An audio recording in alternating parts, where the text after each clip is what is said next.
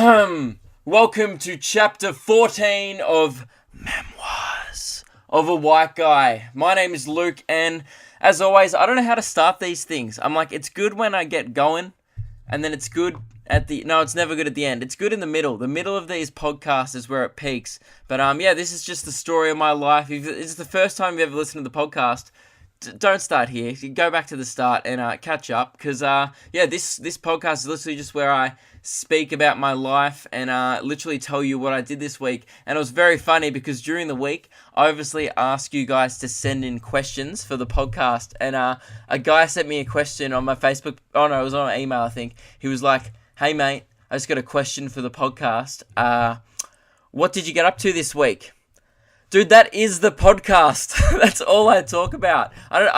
He genuinely wasn't taking the piss, and I was like, yep, you're a dumbass. So, but you know what? I will answer your question, man, probably for the next 30 minutes. And I actually answered. If you want to know what I did for the last 13 weeks, just go to the start of the podcast, and I'll answer that too. Because, man, you'll be mind blown how much stuff I did in the last 13 weeks. Like, I saw some fat birds, saw some clumsy birds, just a lot of animal stories.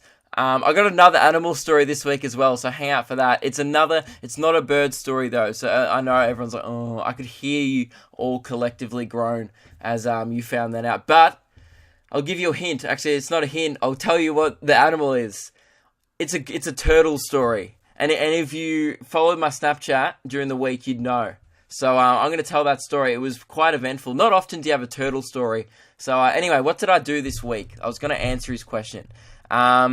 Yes, this week I did... what did I do? Oh, yeah. I went to my friend Khaled Kalafala's show at the Comics Lounge on a Saturday. Now, that's a pretty big deal.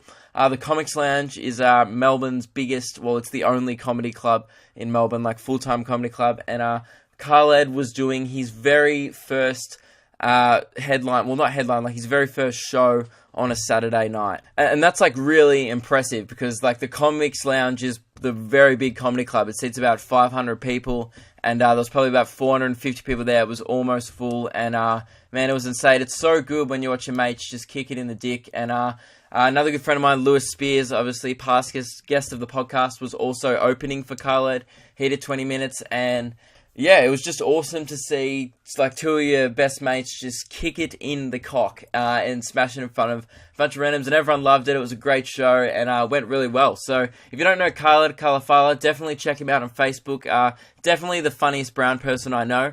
But probably, again, Khaled Kalafala, shouldn't even be speaking about him on Memoirs of a White Guy. Maybe I should actually invite Khaled on as a guest. I probably should do that just to bring some diversity into this like white supremacist thing we've got going on here. Like, I've only ever had white guests on the podcast. So maybe it's time to just, make a change. Just broaden our horizons a little, Let's get a taste for the exotic. And yeah, Khaled will probably offer that. So yeah, but Khaled's been kicking goals lately. It's so cool to watch. He's been on Upper Middle Bogan on ABC3. He opened for Jim Jeffries at the start of the year. He opened for Jim Jeffries in Perth in front of 10,000 people. And I saw him open Jim Jeffries in Melbourne in front of like 3,000 people. He also opened for Eric Andre and Hannibal Buress literally the day before his sold-out show at the Comics Lounge. So yeah, he's kicking goals. So definitely go check out Khaled. He's a very good friend of mine and probably future guest of the podcast. If I can suck up my own pride and endure a brown person. No, he's a good friend. That's what this podcast is. It's just like I go from being like, oh, Luke seems really nice, to boom, prick. Like, it's just, there's never a middle ground. But I kind of like that. It's just, I'm really hard to get a read on as a person. You're like, yeah, I've been listening to this podcast called Memoirs of a White Guy. And people are like, oh, that sounds racist. And you're like, no, it's not. And then you go, oh, yeah, you're right. It is a bit right. Like, he's not like a white supremacist. He's just like, yeah, you're right. He's a white supremacist.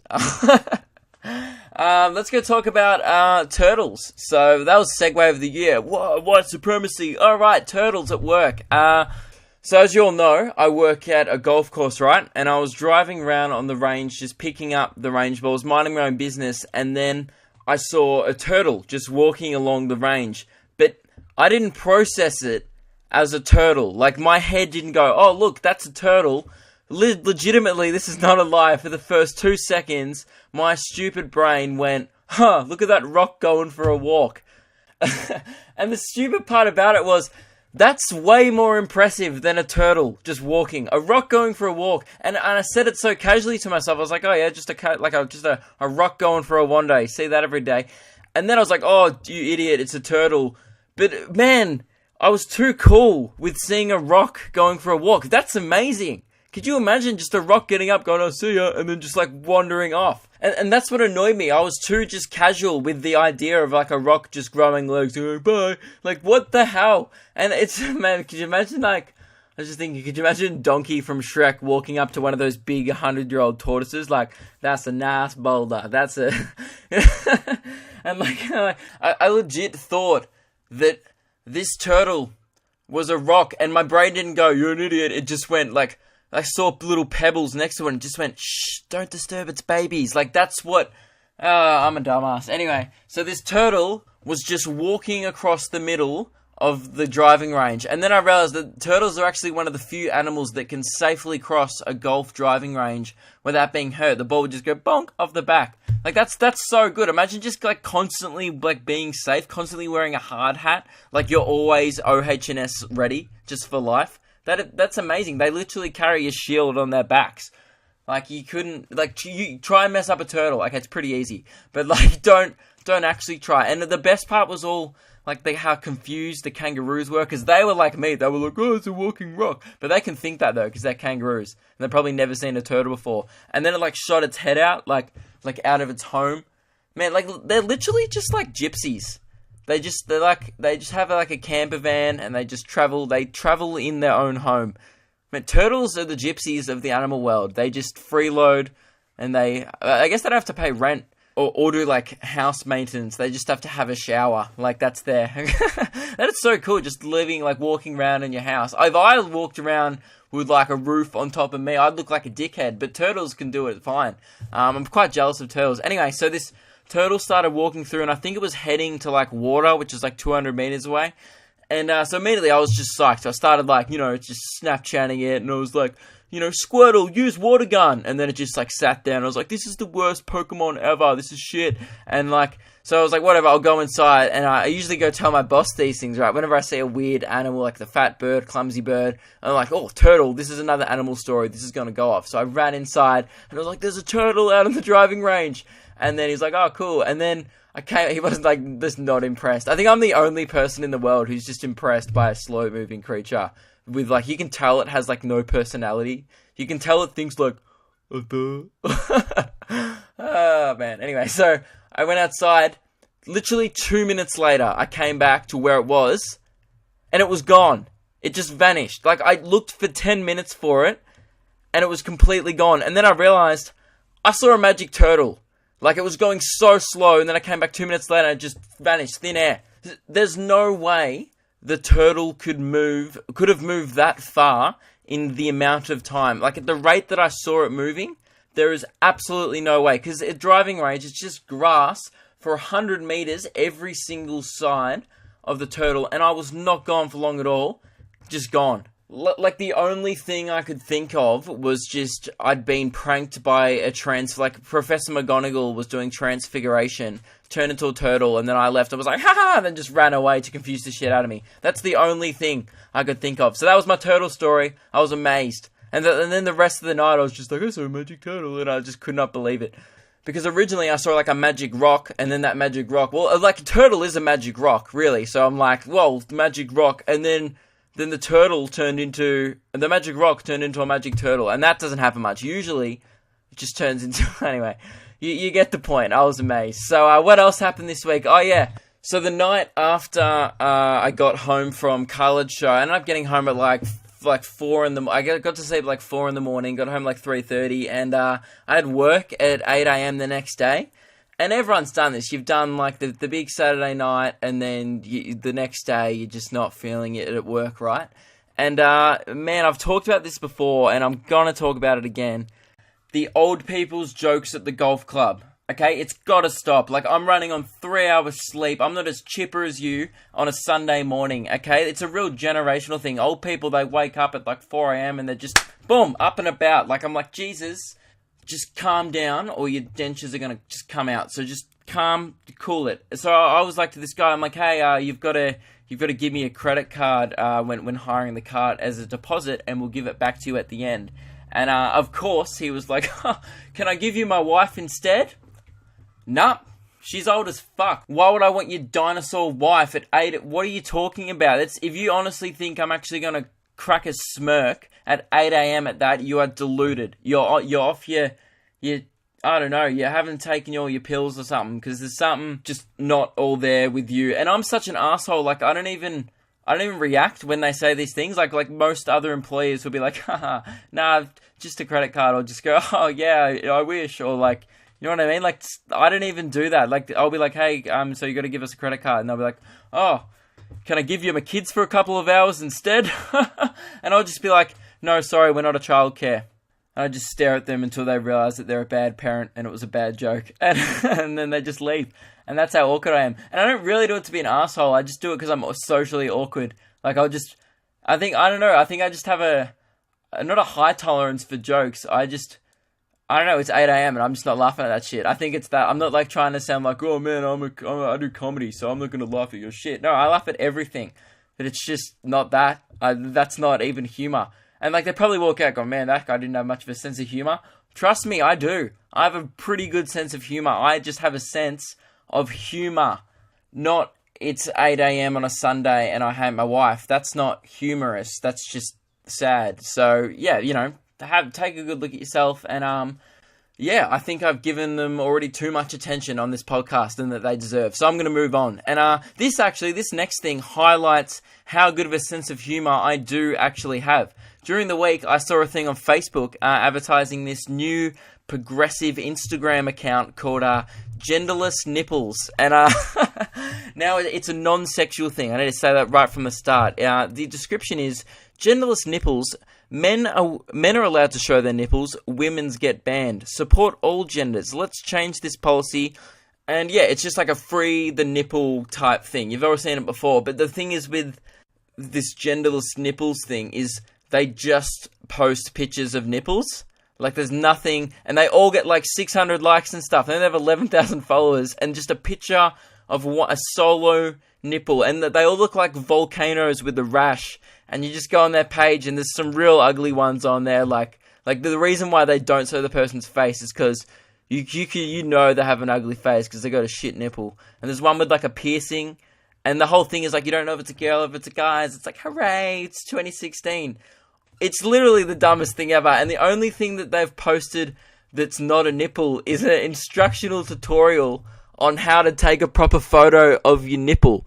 So this is the rules. So I'm going to read it. I'm going to do it. I'm going to send them a picture of my nipple and see if they post it. It says, you want to be a part of our change? Yeah, it's hilarious. Send us your nipple. And it has to be good lighting. It has to be direct the nip straight into the camera. Obviously, it has to be sharp quality and from a Coke can distance, and they'll crop it. So they're going to crop my nipple. Man, if they put filters on my nipple, I'm going to be pissed off. I'm going to do it now. I'm going to take a picture right now of my nipple, and next week we'll see if I get on Genderless Nipples, because I had hair on it. I'm going to have to shave my nipple. Alright, I'm not going to be able to take it now. I'm going to have to shave my nipple during the week, and then we'll see if they posted it. But honestly, you just got to go check it out. I laugh for like 15 minutes, and it's not the reason why I didn't laugh, because I think it's a great thing. Like, women want to feel comfortable posting what they want, whatever. It's not in a sexual way, and same with men. So I feel very strongly about that. The thing is that they're just posting photos of nipples, and I don't think you don't know how funny a nipple looks until you see just a nipple, just a red. Man, it looks like an alien. It looks like there's one that looks like a mole rat's face, and I don't even know why I'm giving this time in the podcast. It's not even that funny. You've just got to go look at it. That's what you got to do. Genderless_nipples on Instagram. Throw it a follow and just check out some fucking nips. And you know what I was doing? Because I'm an asshole, right? And this whole thing is like, it doesn't matter if it's men or women. They're just nipples. It's all the same. But I'm like, everyone would do it. They go down. You're like, I reckon that's a chick's nipple. Yeah, I reckon that's a dude nipple. Yeah, that looks like a dude nipple. Like, there's one with the piercing. That's not a guy nipple, man. That's a chick's nipple, 100%. And like all the captions are like, join the revolution, send us pictures of your nipples. Man, if only revolutions were that easy. Like, oh, let's overthrow the government. Everyone, get out your phones, put them on selfie mode and take a picture of your tit. Like, that's not a revolution. They're using the term revolution very loosely. It's very funny. Man, I'm going to start my own page. Like, if that's fine, if genderless nipples is fine, I'm going to start genderless assholes. And everyone just send me a picture of your asshole, and I'll post it on an Instagram account. And you've got to guess. And no hair, again, you've got to guess if it's a girl asshole or a guy asshole. Again, it's not sexual, guys. We're just, it's supporting all genders, and we're starting a revolution. So, genderless_assholes will be my new Instagram handle, probably. And I'll just start probably posting pictures of assholes on the internet. And they get banned. That's double standards. Because, people can post their tits, but I can't post my asshole. Okay, eat shit. Eat shit out of my asshole. So, help me fight the patriarchy, everybody. Alright, what do I want to talk about next? Oh, yeah, I got to address this mailing list again. Thank you very much for everyone who has signed up to it on my website. People have gone on www.lukekidgell.com, and it's on the very first page. And you can sign up below for news, chlamydia, and info on upcoming shows. So all you got to do, it literally takes like 20 seconds. You just got to put in your email address, first name, and city. That's all I want to know. And it's not really a mailing list. I don't email you until the tickets actually go on sale. So, join the mailing list, because it really helps me know how many people actually want to see me live, which then helps me book the venues for when I do my tour next year. So, jump on my website and tell me where you're from. It'll legit take 20 seconds, unless you type like my mum. In that case, just apply for long service leave and strap in for like, oh, what does the asterisk mean? It means you have to fill in that bit. Okay, so when I type in the box, if I click submit, will it just go like, is people getting my details? Am I signing up to ISIS, Luke? No, you're not signing up to ISIS, mum. Well, you can't be sure, and you're like, yeah, you're right. You might be signing up to ISIS, guys. But yeah, honestly, okay, I'm gonna come clean. It's not a mailing list. It's a cult. So if you sign up, you're going to be joining my cult. But really, haven't you always wanted to be a part of something? Like, join the revolution. Like, I know we already started one revolution today. Genderless assholes. But, join my stand-up revolution. Just get on there. And, it's probably one of the better cults to be a part of. So I would recommend it. Join the cult. It's the word. Like, I actually joined a cult once. I signed up to Jedism. It's the Jedi cult. It's like a Star Wars fans, but it's not really. It's classified as a religion actually, but it's a cult. So some of like Nigerian prince definitely has my email address, but I still get emails from them. This is Jedism weird thing, and I'm like a Padawan because I never did any of the training online that required me to move up to be a Jedi Master. I had to start giving them $29.99 a month, and that's when I called bullshit. I was like, oh, maybe this isn't a religion. But that was funny. I mean, who hasn't joined a cult before? That's what I'm saying. You join cults. It's life. You're like, oh, what do I do today? Just join a couple of cults. That's what people do. So it's not a big deal. Just get on my website, join the cult, tell me where you're from, and then I can come to your city. Oh, that's funny. It's cute when people, like some people have joined because they're like, oh, I want to say Luke tell some jokes in my city next year. Maybe, I live in Adelaide and I want Luke to come to Adelaide. No, it's not to tell. It's not a stand-up show. It's literally just putting my values onto you. So I'm just going to get up there and we're just going to talk about genderless assholes for like an hour straight. That's all my show is, really. So, seriously though, get on the mailing list. That's my point. And it really helps me know how big the shows I need to book next year. The more people on the list, the better the shows will be. The more people there, the more people will enjoy it. It's going really well, but keep signing up. And I want it to double this week. I want the list to double what it did last week, because lots of you signed up, but I see how many people listen to this podcast, and I see how many people sign up to the list, and not all you signed up. So what's your excuse? Go sign up now, make up for it. So I'm going to answer some questions now. We're nearing the end. I've got nothing else to talk about. I've talked about assholes too much. So question number 1. Who's the first question from? Maggie. Luke, I found your videos on Facebook one night, stayed up until 5 a.m. watching them, and proceeded to sleep through my 8 a.m. class. No worries, I told my professor I was sick, so it all worked out. Wow, I feel so bad. I made you miss your class, but although I do appreciate the commitment to the videos. So thank you very much, Maggie. She said, you're naturally hilarious, or maybe you just work really hard. Either way, you're getting the job done. I'm just work really hard. I don't think I'm naturally that funny. I'm naturally a show-off, and I'm naturally an extrovert, but I don't think that makes you funny. I think, like I'll think of, man, like, my girlfriend knows more than anyone. I'm not funny. Like, she hears all the stand-up ideas. Like, I probably, out of the 20 minutes of material that or probably 30 minutes of good material that I've written this year, she's probably heard, like, 5 hours that haven't made it. Like, just, oh, is this funny? So, like, I went to China. No, it's not funny. Look, it's racist. Okay. Like, that's, I think that's what it takes. It's literally, comedy is very hit and miss, and it takes, like, hours and hours a day to get to the point where you can be funny for an hour.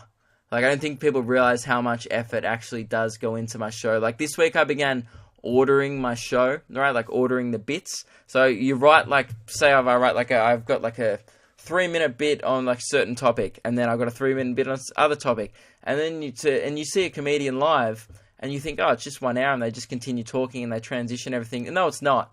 They've written, like, you can see it, like, where they go from one bit to the other, and that's the hardest part. I reckon is making it flow like an actual show is the very hardest part. So that's what I started doing this week, and man, I stayed up to like 2 a.m. last night doing it. I started at like 8 p.m. after work. I literally just, it's a time-consuming process. So to answer, it's not a question, but yeah, Maggie, I'm not naturally hilarious. I just kind of work. It's not work though. I think it's fun. So I don't work really hard. I just spend lots of time on it. I've been listening to your podcast, and you've asked various times for literally an organization of words that form sentences, specifically questions or queries, so you can talk about it on your podcast.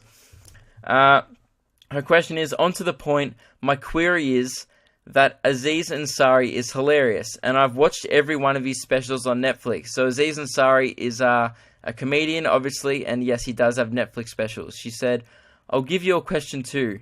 Do you have a favorite bit or a special of Aziz's, like a favorite Aziz bit? Yeah, I think I've talked about Aziz as being one of my favorite comedians on the podcast before. And yes, I do have a favorite bit of Aziz's. If you haven't seen Aziz Ansari's stuff, go check it out. He's in Parks and Rec. He's got a show called Master of None on Netflix as well. But go watch his stand-up specials. They're unreal. My favorite specials aren't actually the ones on the Australian Netflix. On Australian Netflix, he only has 2 specials. He has Buried Alive and the Madison Square Garden one, I think. But the ones on YouTube are Dangerously Delicious, and I think it's Intimate Moments of Essential Evening. His first 2 specials, they are his best by far. You need to go watch them. My favorite bit of his is definitely his bit about the time when he hung out with Kanye West. A, because I love Kanye, and B, because I love Aziz. It's the best shit. I have a bit on Kanye as well. But it's nowhere near someone Aziz's, because he actually met him. I just have a bit bagging the shit out of him. But yeah, it's Aziz's bit on Kanye, and his bit on black guys reacting to magic is hilarious. So go check out those 2 bits if you want some funny stand-up. His bit on how black guys react to magic. Just either Google Aziz Kanye West or Aziz black guy, and you'll find them. So yeah, those are my favorite specials and bits of Aziz's. Thanks for the laugh, Maggie. Thank you for the question, Maggie. I hope I answered it well. If you didn't know who Aziz is, then that's probably not very interesting. But yeah, go check out Aziz. And so, you know who I've been watching heaps of this week? Chris D'Elia. He's an American stand-up. And usually I don't watch American stand-up, because I think that's a mistake lots of Australian comedians make. Like, they watch lots of overseas comedy, and British and American comedy is very different to Australian comedy. I think our comedy is more similar to British, just because we are from there, I guess. So yeah, I think I watch a lot of Australian comedy, which I think has been really helpful, because we have a very different sense of humor, different way of setting up the jokes. People laugh at different times. Like in America, people clap. They're like, oh, that's very relatable. I get that, but they don't really laugh as much. So I think in Australia, you get less claps, but way more laughs. So I definitely think if you're an up and coming comedian, you should if you're in America and you want to do comedy, definitely watch a lot of American comedy. If you're in Britain and want to do comedy, you should watch a lot of comedy from the UK. But if you're in Australia and you want to do comedy, I would recommend watching like the galas, from the Melbourne Comedy Festival and stuff. that's been more beneficial to me, just seeing what works and what doesn't, than watching American comedy. Anyway, I've been watching lots of Chris D'Elia this week, and his crowd work is so amazing. So I was like, got really inspired this week, and I wanted to try crowd work at a couple of gigs, and I'm going to try it next week. I'm just going to go up there without a plan and just like try not to fall back on my material, because that's what I always do. I think I'm really funny when like someone, like if someone heckles me, that's when I'm in my element. Like I'm still, like I can just rip them to absolute shreds, and I've always been good at that. But what I want to work on is those spontaneous moments that, like, you know, when you go see a show, and it's my favorite thing in a show, you go see a comedian and something like will happen on the night that could only happen, that you could only see if you were there in the audience that night. Like something, it will be cut out of the Netflix special. Like it's not part of their material, just something they have an interaction with someone in the audience, and it ends up being like an in-joke throughout the night. And it's great because the whole audience is been like, yeah, we were there, it was so funny, like you should have been there. Like that's the kind of stuff that I want to start getting out of my performances and my shows, especially at the comedy festival. I want it to be a thing where like when people come, something new or different will happen every night, to the point where like you just like it's better to be, you know, you can't just watch I don't want to be a comedian who can just watch my stand-up online. I want it to be like fun for everyone in the room, like a way better experience, which I think it is. I think all comedy is a lot better experience when you're in the room and you're laughing. Like watching stand-up specials online, you're like, oh, that's a well-written, that's a well-crafted joke. But when you're there and something spontaneous happens, I feel like there's nothing that compares to that, you know, at being there at the comedy show. So yeah, that's what I'm going to work on this week. I've been very inspired by Chris D'Elia. He's a genius at it, man. He just walks up on stage and goes, oh, what's up with your hat? And then does like 5 minutes on this guy's hat, and it just gets ridiculous and ridiculous. And I think I'd be very good at that, but it's a skill that you definitely need to like tune and work on, because you've got to, you know, there's still a rhythm in it. But I think the really good guys at it make it look easy, but it's definitely a skill. They know 100% what they're doing at all times. There's moves that, you know.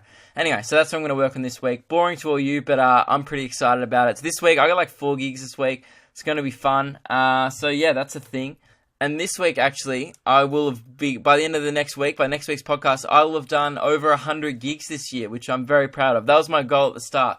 I was like, start of the year, I'm like, I want to do 100 gigs this year. Like that's because, and I reckon that's pretty good. Like that's almost one every 3 days, because I've done over 100. So yeah, I'm pretty proud of that. I think next year I can definitely work even harder and do more spots. But yeah, just got to keep working at it, and that's how you be the best. So I'm gonna try and get there. And man, I feel like I've kept up the videos while doing all the gigs and stuff as well pretty well. So that's another thing that's really hard to juggle. The videos and stand-up, as I've talked about before, is always really hard to juggle. But I feel like I'm getting better at it. So yeah, big things to come. I'm very excited about my show next year.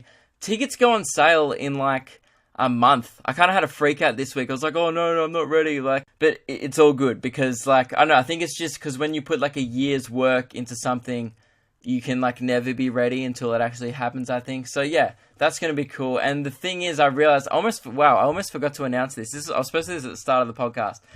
So for those of you in Melbourne and are interested in coming to the show, here's the details, right? So the show name and the show poster will be being announced soon. That's still to come. But I can tell you this. I'm doing 6 shows next year during the Melbourne International Comedy Festival. So 6 shows. But here's the problem. I booked all those shows before all the videos and stuff started to get really big. And since then, like I booked these shows when I had about 3,000 likes on Facebook. And now it's got like over 30. And I think tickets are going to go pretty quick. So here's what I'm going to do. For those who really want to see me in Melbourne, I'll be doing the shows at the Comedy Festival. I'm going to put pre-sale tickets for the Friday and the Saturday night, which will probably be the most sought after tickets to my show. So the Friday and Saturday night of my show, I'm going to be putting pre-sale tickets on my mailing list, and that's the only place that you'll be able to get them. So so it's pretty much just for the people listening to the podcast. So I would rather you guys get tickets first before everyone else, because you guys listen every week to me talk about turtles and fat birds, and I think that deserves for you to be rewarded, because not everyone has to endure that every week, but you guys just week in, week out. I wonder what clumsy animal Luke saw this week, and bloody hell, I I appreciate it. So yeah, that's what I'm going to do. So definitely, that's actually a really good reason to sign up to the mailing list. If you're from Melbourne, let me know you're from Melbourne. Sign up as a city from Melbourne and sign up to the mailing list because I'm going to put the first Friday and the Saturday night on sale before all my other tickets, and they may sell out even on the mailing list depending on how many of you join. So definitely sign up to that mailing list, and you'll definitely get tickets. And that goes to the other people from the other states as well. Sign up to the mailing list because I'll probably be doing the same thing in the other states, doing a pre-sale, so you definitely get tickets. So yeah, they should be out. Like the Melbourne will be announced. Like you probably, I'll announce on the podcast before I'm going to do it, and it'll probably like early Jan to mid-January.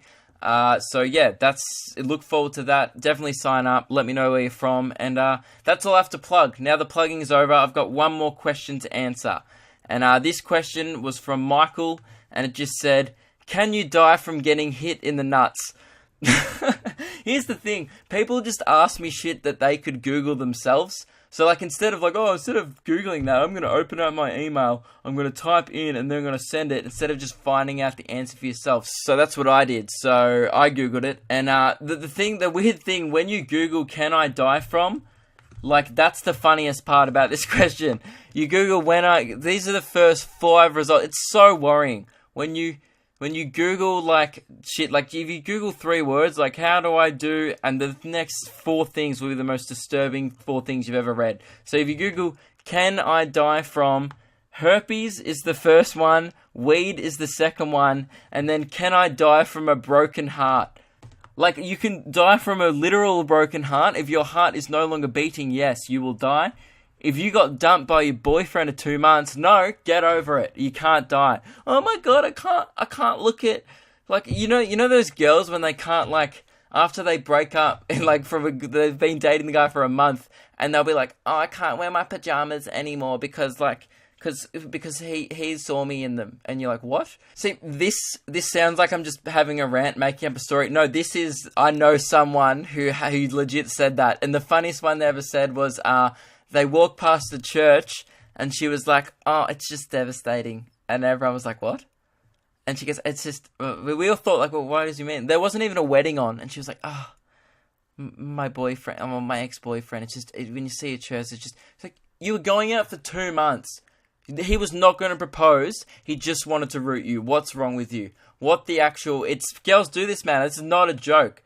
They'll be like, oh my god, I literally can't breathe. And you're like, why? You're like, because one time, me and my boyfriend, we were inhaling oxygen and exhaling carbon dioxide, and, well, now that reminds me of him. So, I'm just going to go kill myself. And you're like, good, fine, do it. That's just, you know what, just get it over and done with. Oh, but actually, I can't kill myself because one time we were going to do a joint suicide, and I just want him back. And you're like, oh my god, you were dating for 2 months.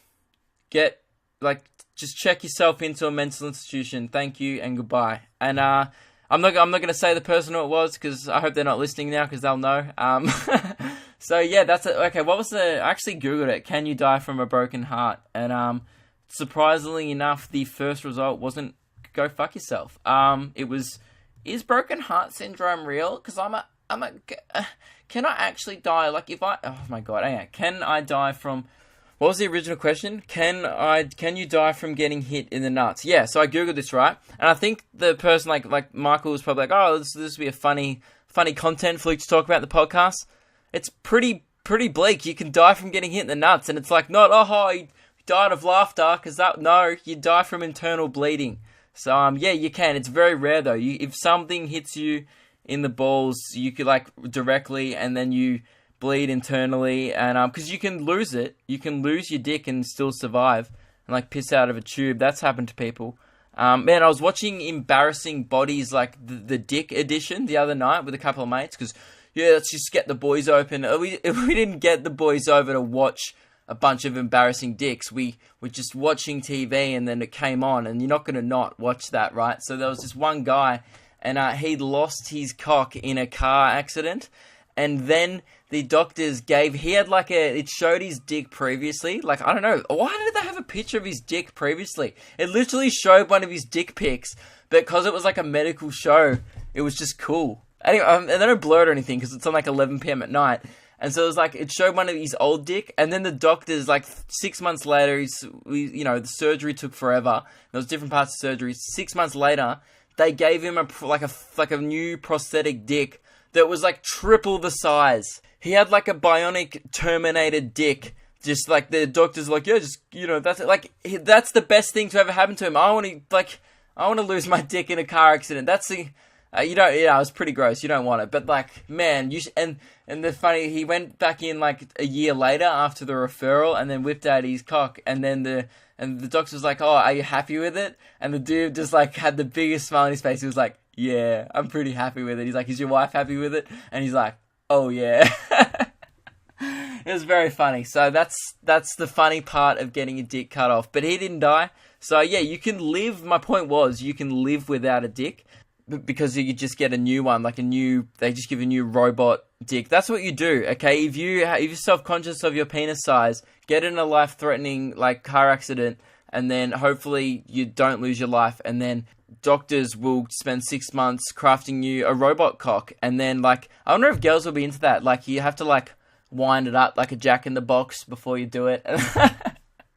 Yeah, I don't know, probably not. Like, if you have to put, that'd be sick. You'd have to like put batteries in it and stuff. It's a bit like Luke Skywalker's hand in Star Wars. You keep on having to like, you'd have to get like WD-40 and like rust protection, and you couldn't like get it wet. No, you're right. It'd be a whole thing. You'd like to have sex once and then your dick would rust. So, no, don't do that. Just be confident about your dick. Anyway, what was I talking about? Can you die? Yeah. So you like did some research, and yeah, you can die, and it's not likely at all. Like all the articles said, like, oh, most testicle injuries are minor, and they don't feel minor.